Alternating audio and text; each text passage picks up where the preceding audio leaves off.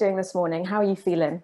Do you know, I'm okay. It's really interesting to be here. I'm actually slightly nervous because I've been thinking about this a lot in my own practice. So I feel like I have two modes, one where I'll either cry, which I think is also fine, or one where I'm just gonna like splurge so many tangential things at you that everyone will just be like, wow, that was very nonsensical. There was a lot of information in there.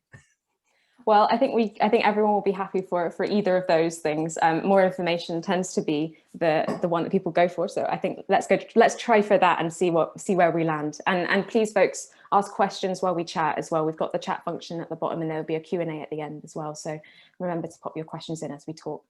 So Emma, tell us a little bit about how you've ended up in this space, doing all these incredible things, and maybe, you know, how you've gone about, what your attitude has been to that. You know, is there if you could pull something out of the bag that would like help guide you to get to where you are now, what would you say is that thing that you would pull out of the bag? I think the biggest, I think I've thought about this a lot actually. I thought about it a lot through yesterday. I was like, what can we say? What can we say to each other? What can we talk about? What questions can we ask ourselves? And I think there's a real strength in finding your rhythm and knowing your rhythm and knowing how to play to that rhythm. And if I'm brutally honest, I think I avoided doing that for the first 10 years of my career. I think I did it sometimes, and then I think other times I really tried to assimilate to what I thought the industry wanted of me. One of the prime examples, I went through a phase of having like multiple websites because lots of people would be like, are you a teacher? Are you a dancer? Or what are you? And I was like, oh, I'll just pretend I'm all of them in different places, which just was a nightmare. Like, it's hard enough to keep one website up to date, let alone like 6 at one point. And this not being able to be yourself thing obviously doesn't work. But I think I spent a good 10 years. So I'm from a family, I'm first generation of my family to work in the arts. So I came into the industry with a lot of messaging that I don't think aligns with the arts. I'm from a very working class family. So it was very much like, pretend you know what you're doing. At all times, own it and pretend you know what you're doing. And so this notion of having a creative practice has always felt like an indulgence, if I'm going to be honest. Like the notion that I could spend a day just being curious about this. I do this with my body when I talk about it, because that's how it feels, where you're like, oh, I've got to practice. And I wish I could go back and say to myself, no, that's the work. Like that is you doing your job, and that's okay. So I think there's knowing how you move, owning how you move, and owning all the messy bits of that. And I think that is my practice. I always tell people like that my creative practice for me is the way that I do everything. And I say it quite a lot to people, but it's the way I clean a cupboard out. So I think I'm a bit of a scientist. If I'm going to clean a cupboard out, I have to haul everything out of it. So the room is an absolute riot. It has to all be on the floor. And then I'll just like arrange it into little piles of what might live in what shelf or what goes with what or anything else. And then I gradually start putting it back in the cupboard and reassembling it. And if I'm going to fix a bike, I do the same. As a child, I used to help my dad in the garage a lot, and would quite often he would laugh because I would take everything apart that didn't need to be taken apart. But there's something about taking it apart and seeing it all and then putting it all back together and trying to make it work. And from making like large scale dance to intimate scenes and things to writing a funding application, it's all the same. So I'm really clumsy. I generally break things that didn't need to be broken before having to rebuild them. So there's something about building time in for that. And there's something about being comfortable with that and comfortable with the clumsy elements that don't seem to fit this very, in dance anyway, dance has a very polished aesthetic. And I think that's changing. But when I graduated, it was very much about like pretending you're some kind of genius that makes a thing, or that's how it felt to me. Like work in progress sharings would be show us some really good things, as opposed to here's the mess I'm in the middle of making. And it's a process. So owning that. And then the other thing I think I've learned a lot is that about me personally is I have 2 paces, and I think it is useful to be able to identify that, because then I can tell people how I work. So one pace is I've had an idea, we're going to start it tomorrow, and figure it out as we go. And it's very instant. So there's some things, Kath knows this because Kath comes, so we dance for 10 minutes in the morning and have done every Monday to Friday of lockdown. But daily dancing was a tweet that someone replied to, and then it started on Monday. And it was wild the way the formula was at the beginning, but we figured it out over a few weeks, and now it happens. There's another thing called There Are No Stupid Questions. We're in a meeting with Catherine Welch, who I work with, and Robin Yankovic-Brown. Just went, I can't cope with the opaqueness of everything anymore. What if we just say, anyone can ask a question and we'll go and find some people and get the answers. And so it takes out that embarrassment of asking. And it just happened. And then the other piece is I would like to take 2 years at least to do everything. And if I generally, I think I've been trying to make art consistently and back to back, and it's not served me. I think collaborating with other people in the in-between works, but in terms of my own work, I'm best making a piece of work, having a break for a year, making another piece of work, and really giving myself time to nourish. But I say this because I've never owned that a lot before. So people go, oh, Emma just bangs out ideas and makes things happen. We'll put her back to back on loads of projects. Hugh, a few years later, totally burnt out, body is destroyed. Or people think it takes Emma ages to make pieces of work, so we can't phone her and ask her to do responsive things. And I think if I figure out how to describe how I work, then hopefully the kind of work I'm interested in doing will find me more easily, but also I won't end up with any of those tensions that you get where someone just assumes you work in a certain way. If that makes any sense. I'm aware I'm still just talking at you. Just keep going. I'm taking it in. I'm taking it in. I mean, I'm sure like everyone can identify with elements of what you're saying, as we're covering lots of different bits there, but everything from, you know, things about owning the way that you work, knowing how you spend your time, how you best work, you know, your tendencies to maybe over procrastinate or kind of over analyze on the detail when actually you just need to look at mapping the bigger picture first, or, you know, knowing those tendencies in yourself is so important as anyone who's starting a career in any industry, but especially on your own as a freelancer, as a sole trader, as a creative. It's not something that we're inclined to have the knowledge and how to go about, you know, necessarily in a creative practice. You're taught to experiment and think forward and think about the new things and evolve ideas, and it's always about the next project. So I come from a visual art background, so I totally get that kind of like, as soon as you've done one thing, it's on to the next thing, and like, oh, we can do that. But from an outside point of view, that can be quite difficult, because anyone looking at that takes that as just a conveyor belt of really brilliant ideas, or just like, you know, this unwielding creativity, which is, you know, lovely in a person, and how fantastic is it that we have people like that in our community. But for any individual who's churning out that work, it's an exhausting, it's an emotional, it's a physically exhausting process, no matter what your discipline, whether it's physical, so dance related perhaps, or whether it's you sitting with a pencil in your hand, or you know, singing, or, you know, thinking, writing. Any of those things can really take it out of you. So I wondered, kind of taking all those things in mind, you sound like you've got some mechanisms in place to kind of keep yourself in check. And I just wondered if you could share maybe what the biggest challenge for you was, you know, out of all of those things to really hone for your own practice, and maybe what the next move is that you're thinking about making for yourself, if you have one, because 2 years is not up yet, you're still working through some stuff. So yeah, I guess sharing a bit on that would be interesting for us. Yeah, so I think for me, the thing I've had to learn, and I say had to learn, I don't think I've learned it, the thing I am consistently having to remind myself of and work through is to listen to myself. It's kind of, for me, everything is cyclical anyway.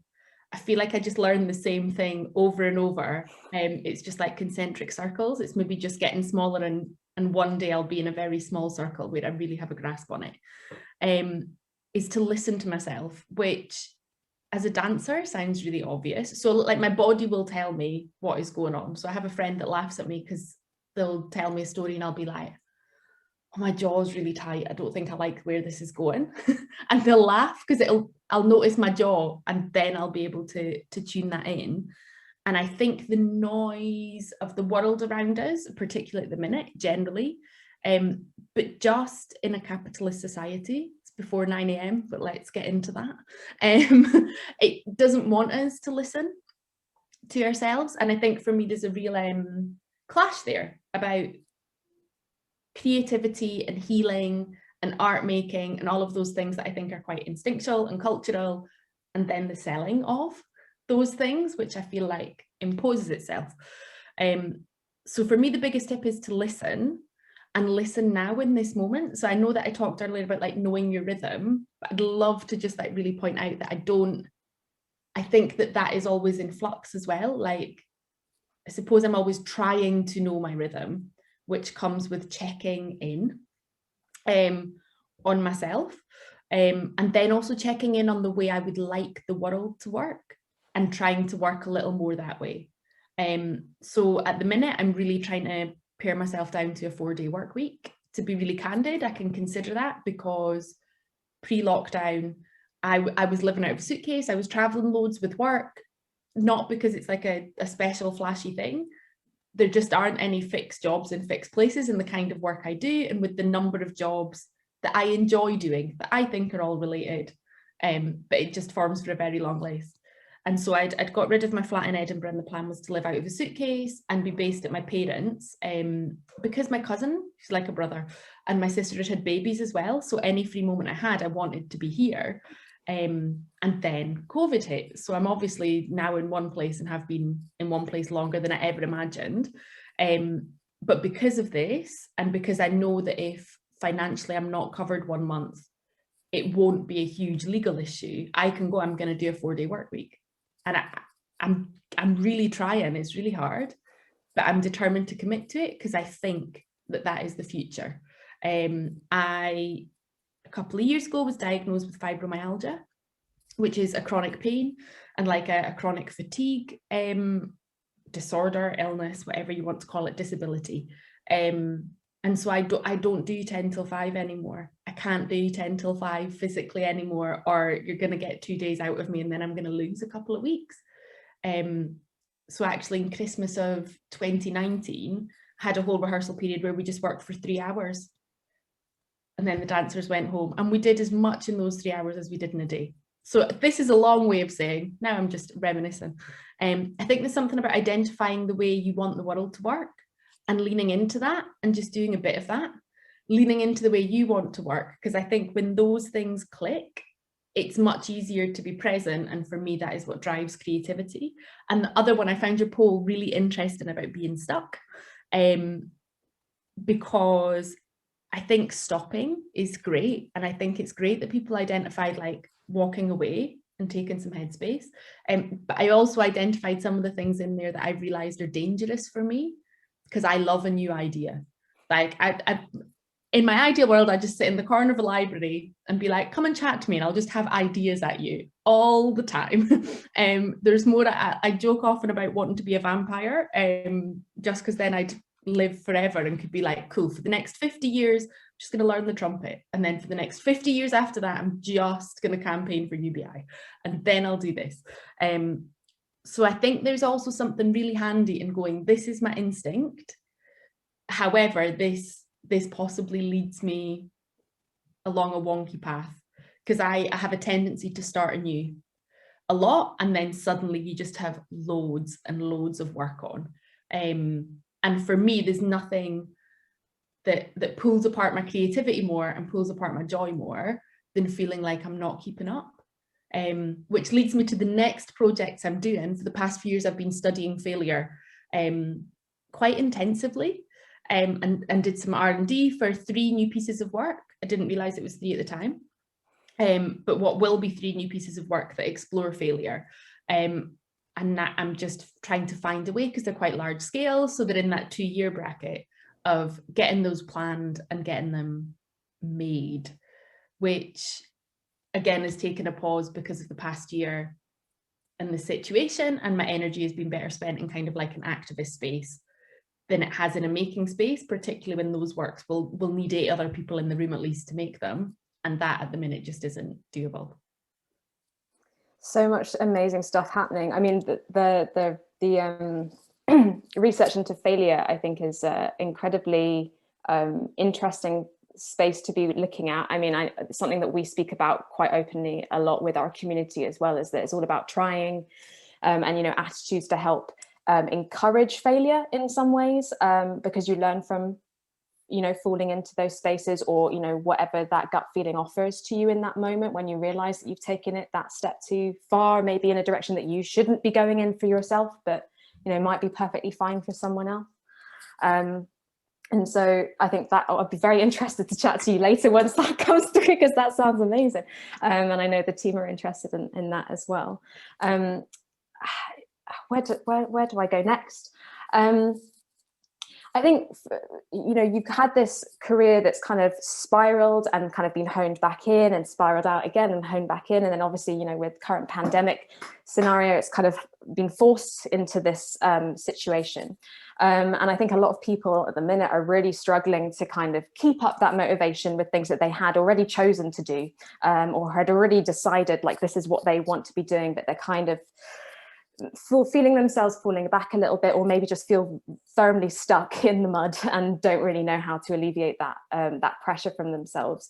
So I just wonder, is there, I mean, you've got obviously your daily dancing on the Mondays and Fridays, but what would your tips be for folk to kind of think about allowing themselves to shake things up? I guess I think Kath's put it very well in some of her blurbs, and I think shaking it up is a very good term to use. You know, it is that kind of, you know, making sure your blood's getting to your fingertips and making sure that all your ideas are firmly where they need to be, so that you can do them. I wondered if you had any tips around how to approach that from your point of view and your experience in doing that work with other people. Yeah, so for me, the drive to do anything firmly sits in my body. I know some people are more like cerebral and everything sits in their brain, and a multitude of other ways. But for me, it's all about my body. So if my body is stagnant and my body is stuck, I'm not going to overcome a lot. So daily dancing in the morning, it's 10 minutes just to dance, which is great. But also a bunch of other things that are quite practical, and things that I'm an amateur at. I think it's important to add that in, and that ties into the failure chat. So I'm a terrible gardener, and I'm so desperate to be one of these people that has these kind of like lush Scandinavian living spaces with all of the plants that are just brilliant. And I've managed to kill 3 succulents and a spider plant, and everyone was like, no one kills spider plants, it's impossible. And you know, when you're like, well, I did and don't know how. But the soil and the water and the having to tend to something is really great. But also having to tend to something and accept that I might fail. It's really useful. So there's that. And I've recently acquired, there was a banjo in the attic, one of those things. So I now try and play banjo again. Not great at it, but it does something to me where I'm like in my body, and my body has to find it, which is really useful. And then you said it in my biography, I am struggling and have struggled a lot over the past year because I can't get in the sea. And I'm really scared of the sea. I have to be honest, the sea petrifies me. But there's something about getting in wild water that, just, like, I can breathe again. It's like I find the bottom of my lungs, probably because I'm so scared and the water's so cold that you have to.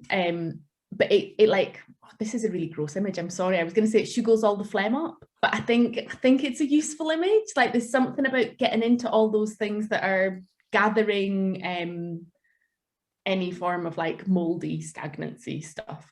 So for me, getting in the sea has been important, and because I haven't been able to, I've had to try and find other ways to do that. So yesterday I actually went down beside the sea in my car and took one of those awkward like tea trays with the beanbag underneath and tried to sit and work in my car. Total riot, spilt a lot of tea, but I'm in a place that makes me feel great, and you could just put both windows down and the wind would go through.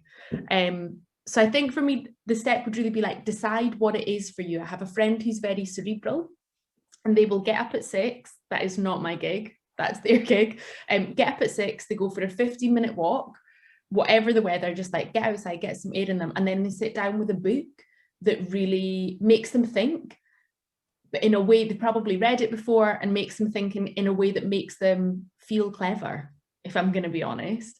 But what it does is it just soothes their brain and gets their brain back to that like pliable space. So whereas I need to get my body doing that, they need to get their brain. And I think there's just tapping in for you to what those things are, and then finding, I like to think about finding 100 different ways to do it. So you can wake up and be like, I'm falling out with the plants, don't want to deal with the plants. But then you've got 99 other options, and hopefully somewhere in there. And then put them in a jar, pick them out at random. All of that, like, I like to play with little things like that, because I think it just reminds us all that we're a big kid. And the thing kids do really well is they're allowed to do nothing, do things badly, and also be really impressed with themselves when they do something quite badly. And I think that's what we're all missing a bit. Totally. I totally can see what you're saying there. And we see it a lot in the conversations that we have as well. I think people lose the sense of empowerment in themselves, especially when things become almost too much at a pace. I mean, it's something that you were talking about before about finding pace. I think that is so important, and it is so right. But it's almost, there's something that I used to do personally. I used to walk the same route to work every day. And I think I was about a month in, I was like, I can't do this every day this way. So every day I would find a different route to work, like whether that was side streets, whether that was walking on different sides of the pavement or crossing at a different place, just to make it a different experience. And it made me see things in a different way, you know, in the city around me. Just a small anecdote, but like what you're talking about there about, you know, going into the sea, and it's horrible, but it's amazing at the same time. And it's kind of like that visceral experience that shocks you into like, oh, I'm here doing this thing, and now I'm on to do the next thing. It's kind of like that. It puts you in the moment. And it is such a powerful tool. And I think it is a struggle for a lot of people to find what that thing is. But I guess the impetus really is on trying and seeing what that thing might be. So if you get a thrill from organizing your bookshelf versus, you know, going for a run or climbing a mountain or whatever it is that you want to do, I think it's trying and finding those things in between. Okay, yeah, loads to think about. I don't know, I guess actually it would probably be interesting for us to know if you have any questions for our community, because I think, you know, we've got a load of creative minds, a lot of entrepreneurs, a lot of people who are at the beginning or intermediate stages of their careers and really finding out where they want to be spending their time or how to make more time to spend on what they're doing. Do you have a question for them that might kind of encourage them to think about these things as well? Yeah, and it's a really positive question to me. I have a tendency to do this where I ask a question, I think this could be interpreted super negatively, and I don't mean it. I think I've been working for about 15 years now, and what I've realized is that in the past couple of years is I think I'm now ready to start. And I don't think anyone talks about all of that pre-work. I think I've spent 15 years where I wish I'd just made a website called Emma's Trying to Figure Things Out. And just owned it, and I feel like I understand and I could start a career now. But there's something that sits in me and goes, you are 35, that's too late. You're not emerging because everything stops at 30. You can't apply for that emerging money anymore, or all of those things. And so I'm interested to know how people feel about when it is too late to start again. And there's the answering it in the way when I feel really utopian, and then there's the answering it in the way when I feel really cynical. I think they're different answers. And then how they would interrupt that thinking for a friend. So not how they relate it to themselves, but if their friend said that, how would they interrupt their friend and encourage them? Great questions. So we're going to maybe leave it a few seconds for people to start putting some questions in the chat. We're going to move into the Q&A kind of gradually as well. But I thought just because you work so much with others and with individuals, and so it is all about maintaining those dynamics and maintaining those relationships to keep everyone involved and kind of honed in on the same focus and the same goal as it was originated with the projects, for example, or with the business for other people maybe, or for other reasons. So it's really important that people understand how to be empathetic with other people's working styles and other people's paces, and understanding that other people are looking to get different things out of it as well, you know, for themselves, but making sure that that feeds into the richness of the conversation that you're providing the space for. So I think that's a brilliant question. We've got Lena's just come in with, you're never too old. If you have a clear vision of what you want, are motivated and have a supportive team. Oh, it's all going away because everyone's playing the message. And a supportive team, you can do it. That's a lovely message. Oh, maybe we should just get like an RSS feed for this, just like to go out to people for a Tuesday morning. This is the way to get through things, guys. There's a lovely one just come in. Sorry, can I jump in, Anna? Yes, please do. There's a lovely one coming from Anne Marie saying, creative people don't retire. There's always things we want to explore, which is lovely. And I think that's echoed in what everyone else is saying about starting over at 41, 37. Kirsty said, genuinely feel that it is never too late. It might be different to what you thought, but I believe that things work out in the right way. I would say that to myself or to a friend. And so, you know, the reason I asked to a friend is because I have one of my best friends, Hayley. It's just an amazing human. If I'm ever doing that thing of taking a huff with myself, then her go-to is to tell me off and be like, that's my friend Emma you're talking about, so I'm not having it. And she really refers to me as like a different person when I'm being mean to myself, and I think it's really useful. Yeah, it's so hard to get out of your own head otherwise, isn't it? So having that reflected back to you in that way is so important. So everyone needs to tell their friends to tell them this when they're having a hard time. There's some good anecdotes about famous creatives. So Ian McKellen didn't become a superstar until he was over 60. Toni Morrison was 40 when her first novel was published. Ronnie Corbett said he had decided if he hadn't made it as an actor by 37, he would give it up and do a normal job, only to meet Ronnie Barker when he was 37. The future is unknown and the start of the next adventure can really be at any time. That one's from Paul. Like a little thread of joy. It is like a little thread of joy. I think I'll take all these and put them in the follow-up so everyone can go back to them and read them, because I think, yeah, I want to take time to read over these at some point later. Really take them in. Really love it. I suppose I want to jump in and say, for anyone that doesn't feel that joyful about it, I think that's also okay. Like, I think for me, that's the tension that we live in all the time, is that my brain will have tangible examples and I'll know that these things are okay. But my body will be like, oh, it doesn't feel enough. It doesn't feel good enough. And I'm interested in how we hold both of those things at the same time, and also how we measure any of these things. That comes down to the failure research. So I think you can only study failure by trying to really define success. And I think in trying to research failure, I've spent 3 years trying to define success and tying myself in knots, because it's such a muddy thing. And it's a muddy thing to hold what success looks like in the public sphere, with what success feels like, with what success is for the people in your art form. You know, and I don't think you can please everyone. I'm going to be really honest. And again, I think that's a really cheery thought. It's like, great, you can't please everyone. Don't need to try and take on that impossible task. But I wonder how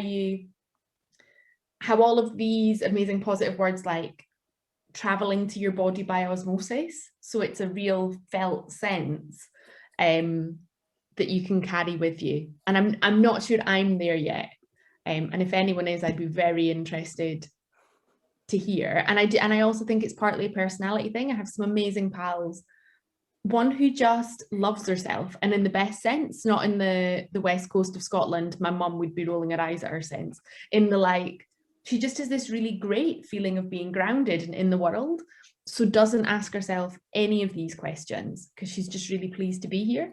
And I don't think I navigate the world like that. And I think that's okay as well. that I don't try and change that about myself, that sometimes I'm allowed to sit and stew and really hold those feelings and be like, sometimes I just can't feel that positive. Because if I try and pretend that I'm that positive, this is quite a lot for 9:10 in the morning. But yeah, if I try and pretend that I'm that positive, it actually sends me down a spiral of shame even further. And I think that's a really complicated thing to hold as well, when you possibly are feeling that shame and then you have to turn up somewhere and sell yourself. You're just like, I don't believe in myself, and I'm now going to give a 10-minute pitch and tell people my work is great. And there was a question further up about perfectionism and shading. To read that question to you, Emma, I've just got it here. So it was, I hope I pronounced your name right, Ligia, I think, asked, I find that my perfectionism often stops me from sharing my music with the world. It's never good enough. How do you know when to stop tweaking something and move on? So I'm really interested in perfectionism. And you just demonstrated it there, Kath, by going, I'm going to try and pronounce your name correctly. It's great. And yeah, how do we go? I'm going to try this. And I think I have a really, visual artists in the room are probably going to disagree with me, but I have a very fairy tale vision of visual arts, where in visual arts you make a body of work and you sketch a lot and you prep and you do lots of like studies until you do the thing that will be shown, but actually the whole thing is the piece of work. I'm kind of happy to be corrected, and I kind of never want to be, because I'm riding on this as a philosophy that's getting me through. But I'm really trying to lean into the notion that it will never be finished, ever. And like, that's the complexity of art, is it exists in the moment it exists, and it is relevant in the moment that it exists. However, if you take it 5 years later, it won't be the piece it needs to be. And again, I deal a lot with liveness in my work. So there's something about meeting an audience in the place that they are in that moment, and that is super contextual, like from where you are in the world to what time of day it is. Work for young audiences is still one of my favorite things in the world ever, because there's just some rules that that kind of work. It's really scientific. Don't push beyond 45 minutes, because there's just something that happens where they're like, cool, I'm done, totally disengaged, doesn't matter what you're doing, I'm out. Don't schedule it at a nap time, because it's maybe not going to work out. Yeah, so there's something about holding all of that for me and just being willing to go, I'm really present. And it makes me think of, oh my goodness, I'm so bad. Selena, I'm going to say Selena Thompson, and now I'm just doubting myself on Selena's name, works with an artist called Tony D. Paul. Selena Thompson's an amazing artist. And Tony D shared with me that their kind of mantra together is less prep and more presence. So there's something about really choosing and just being like, if I have an hour of energy and the meeting will take an hour, I don't prep, but I turn up for the whole hour.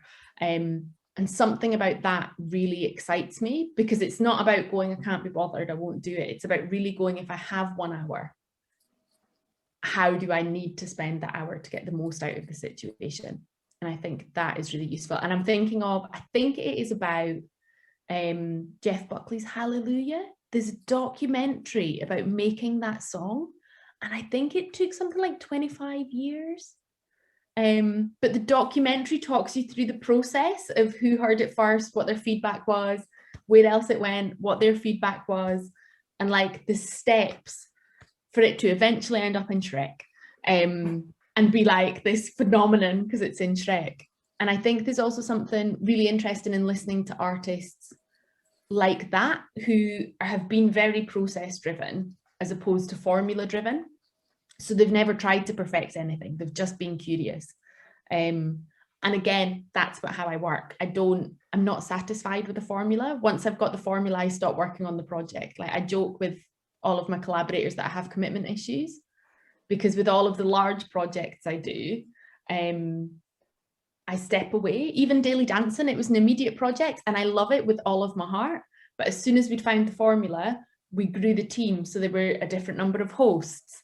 We started to change things up. We started to change the DJ, because there's something in me that can't go, we're now just going to repeat this thing without any curiosity. Like, I don't work that way.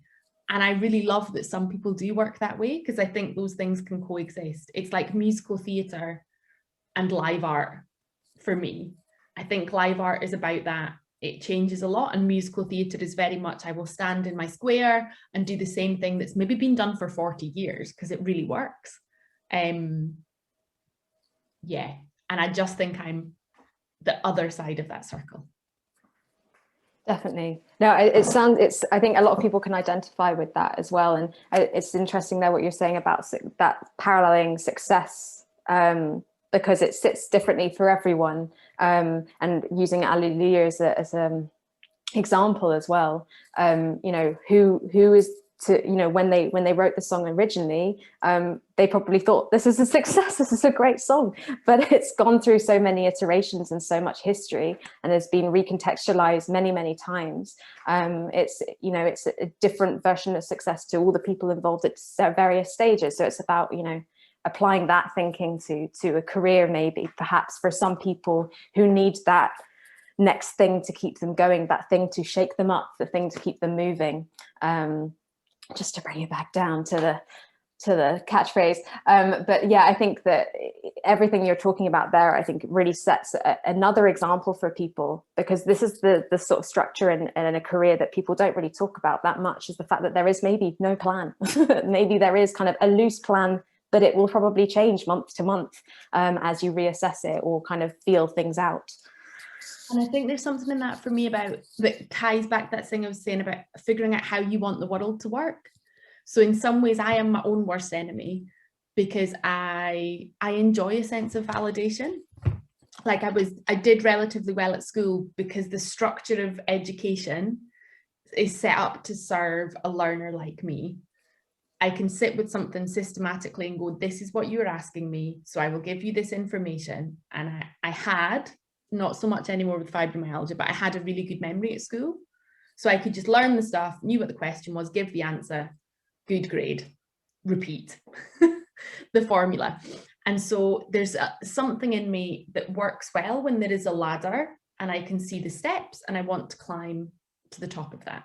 Mm. However, in my gut, I want to burn every single ladder in this industry down. I don't want us to work in that hierarchical, what I think is really violent. I think people get to the top of the ladder and then they're pushed off when the next person comes, and I think that's really violent. And I don't want to work that way. So I sit with that tension in myself where I go, this is my quick hit of validation to find a ladder and try and climb it. But the satisfying thing for me is to work away from those ladders and not to engage with them. And so I have to check myself as well. And I think that's really easy. I would say that to everyone forging a path in the creative industries. It's really easy to borrow other versions of success. And I think when you're wearing someone else's clothes, you can't move as freely as well. It's a very simple metaphor, but it's like borrowing my dad's wax jacket. I'm literally like, okay, I'll just wander about like this. And you want all of your joints to be loose and you want to be able to like move through space. And I think that's tricky because the world changes very quickly. We change within that world. And so there's a checking in and just being like, how ideally would I do this and how ideally would the world look? And then sometimes going, do you know what I need right now is I just need a quick hit of validation. So I'm going to go and do that thing that doesn't align with this, but then I need to be able to pull myself back, or I need to be paid. So I need to go and do this job that doesn't necessarily align with everything I believe in. So how can I do it and bring a bit of myself to that, but also accept that that is what is happening? And I think that is really hard in a world where we're still told that there is a ladder and there is a career progression and all of your stage 100 lists and your CATS awards, the Critics Awards in Scotland. And I'm not saying these things are bad things, but for me, the perpetuate system that looks like there's a ladder that you climb, when actually it's very bureaucratic. All of that stuff, Edinburgh Fringe, the biggest bureaucracy ever for me. Because it's not about turn up with a good piece of work and that will be seen. It's about understand how that machinery works, be privileged enough to be tapped into the machinery, and then exploit the machinery, and then maybe you will climb that ladder. And I think we need to get really real about that stuff, so that someone like me can come along and go, I was never going to be the same as my peer who is the artistic director of a big organization at the same age, because I didn't know any of that stuff and I didn't know anyone that knew that stuff. And that, like, that is fine. And it has to be fine, because if we don't make it fine, we're saying to the next generation of people who have had no connection to the arts before that they're not allowed. And for me, that's something that, like, it's not cool, especially after the pandemic. If there's one point in the world where everyone should be enabled to be an artist and creative in whatever line they pursue, and I include producers and administrators and critics and all of that in that bracket, artists, I think they're creative professions, then I think we've messed up massively. I don't want us to mess up that much. I want us to, like, fuel everyone so they can do it. I'm actually really positive. I never seem very positive, but honestly, my wee heart, like, swells talking about it. I think it's because I'm from the west coast of Scotland. That's as chirpy as I get. Well, I think everything you're saying, I think everyone will feel very encouraged by your words this morning. I think anyone in a creative space, or anyone interested in pursuing a creative career of any kind, or starting something on their own where they're vulnerable, you know, it seems like an impossible thing, because you're always going to be learning on that journey. But that is it. That's the fun bit, is the learning. But it's making sure that you're, you know, making what you're saying there about making peace with the machine, I think is a very interesting, and I can identify with that as well. And I think a lot of people do, because they don't know where these machines are or how they work, and which is a lot of the block for a lot of careers, is they don't understand how these things have been run in the past, for them to then pose the question, how could this be run in the future? And so it is, you know, you've got to start somewhere. Like you say, there's no such thing as a stupid question. And, you know, that's what organizations like Creative Edinburgh are here for. This is what, you know, the work that Emma's doing herself is here for. So I would encourage everyone here to make sure that you know, ask the stupid question if you think it's stupid, but we're here to answer it, because we're here to also tell you that it's not, and that everyone's asking these questions. So I think on that note, I'd like to say a massive thank you to Emma for joining us this morning, and really kind of opening us up to the world that you're working in. And hopefully we can catch up again soon and talk about the failure work. But if there's any last words you want to send to everyone before we kind of take a quick break, please. I just wanted to say, that's the only thing that really occurs to me, is that you don't have to do it on your own.